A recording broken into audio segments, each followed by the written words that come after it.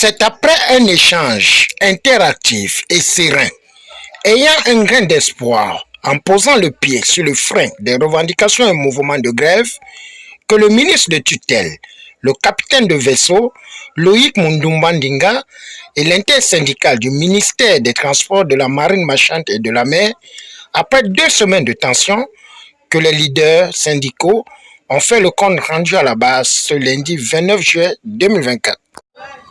C'est le contenu de l'appel qu'on refuse. Quand quelqu'un t'appelle, pars. Maintenant, ce qu'il te dit, si ça ne t'arrange pas, tu dis non, tu pars. Et aujourd'hui, on a répondu présent. Et Dieu merci, quand on est arrivé, le patron était là aussi, le ministre. On a discuté juste un tout petit peu. Et on attend l'ouverture, peut-être des négociations. Sur Sogatran, je ne pourrais que renchérir sur ce que le président Noël a eu à dire. Parce que ça reste une grande interrogation, l'acquisition des 30 bus. C'est vraiment une très grande interrogation. Donc demain, nous allons être fixés.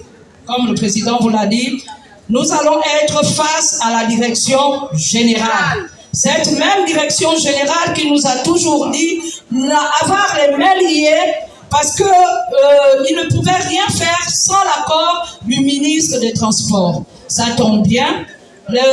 Nous serons face au ministre du Transport. Donc, chacun prendra ses responsabilités par rapport à ses propos, par rapport à ses actes. Le ministre a changé de discours. D'abord, la bonne nouvelle, c'est que demain, on installe le nouveau secrétaire général. Il sera installé demain. Vous-même, vous savez que c'était un problème qui devenait déjà flou. Mais demain, ils vont l'installer officiellement. C'est la bonne nouvelle. Et également, les choses vont dans le bon sens. Le ministre, il a changé de discours. Il ne parlait plus comme il parlait avant. Parce qu'aujourd'hui, même pendant que nous étions en réunion, le président même de la République l'appelait. Pendant que nous étions en réunion. Parce qu'il disait, ah là, c'est le président qui m'appelle. Il est parti, il avait déjà planté le décor. Bon, je pense que nous partons traiter les problèmes de tout le monde. Nous partons traiter les problèmes de tout le monde. Quand nous nous mobilisons, c'est une bonne chose. Parce que nous avions dit là-bas que nous ne pouvons pas lever le mouvement si les choses ne sont pas claires. Parce que dans le bateau là, il y a beaucoup de gens, il y a les têtes de poissons qui ne ferment pas l'œil, même si c'est dans l'huile, l'œil est toujours ouvert. Le ministre a ouvert le portail ce matin pour que nous entrions dans l'enceinte. Et demain, nous allons ouvrir la porte du salon afin de s'asseoir avec les DG face à face pour discuter. Donc, aujourd'hui, la victoire, c'est que le ministre a changé de posture. Il a changé de posture et il a pris des engagements sans pourtant le dire avec les mots justes. C'est juste que c'est un chef. Lui aussi, il est talogé. Et lui, il taloche maintenant. Or, avant, on était à Coupeau-Kiré. Les gens vont installer le SG demain. Et peut-être que le bémol qu'on a aujourd'hui, c'est par rapport au paiement de primes. Que monsieur le ministre, vous avez les noms des gens, parce que derrière cette liste, il y a aussi les syndicats. Oui. J'ai dit, mais ces syndicats-là, il faut les porter plainte. Les gens qui ont pris l'argent, il faut les porter plainte. Alors, si le ministre ne le fait pas, nous, les partenaires sociaux, l'intersyndicale, nous allons porter plainte contre X. C'est ça ou c'est pas ça? Parce qu'aujourd'hui, il a même dit que Sogatran était fermé, alors c'est des milliers, des centaines de Gabonais qui allaient se retrouver dehors. Mais lui, à son arrivée, il a plaidé seul. pour que Sogatra soit ressuscité. Malgré ça, il y a eu des propositions où certaines personnes allaient prendre Sogatra pour maintenir rien que 250 emplois.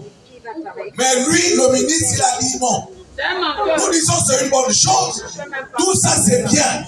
Mais nous, c'est les 14 milliards que l'État a sortis pour fermer Sogatra. Il faudrait que ces gens-là nous ramènent l'argent là pour que la prime, notre prime, la subvention liée à la gratuité nous soit reversée. Alors le ministre a dit, allez-y en commission. Après le compte rendu de la rencontre avec le ministre, la présidente de l'intersyndicale, Eugénie Maramba, femme engagée face aux enjeux, invite la base d'être objectif et soudée pour enfin obtenir les résultats escomptés suite aux revendications. Vous savez, lorsqu'on est un peu titillé, il a aussi vu qu'il y a les femmes et les hommes aussi qui ne se laissent pas faire. Et là, qu'est-ce qu'on fait? On change de posture.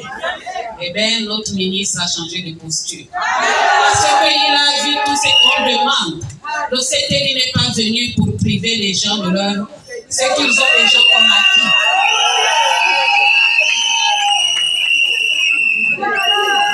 Donc, les acquis, si les acquis sont là, il n'y a pas de raison que le CTI vienne nous enlever nos acquis. Lui, il est venu pour arranger et non pour détruire. Donc, les choses sont en train d'aller à bon train, vraiment à bon train. Il a planté le décor. Il a commencé par Sogatra.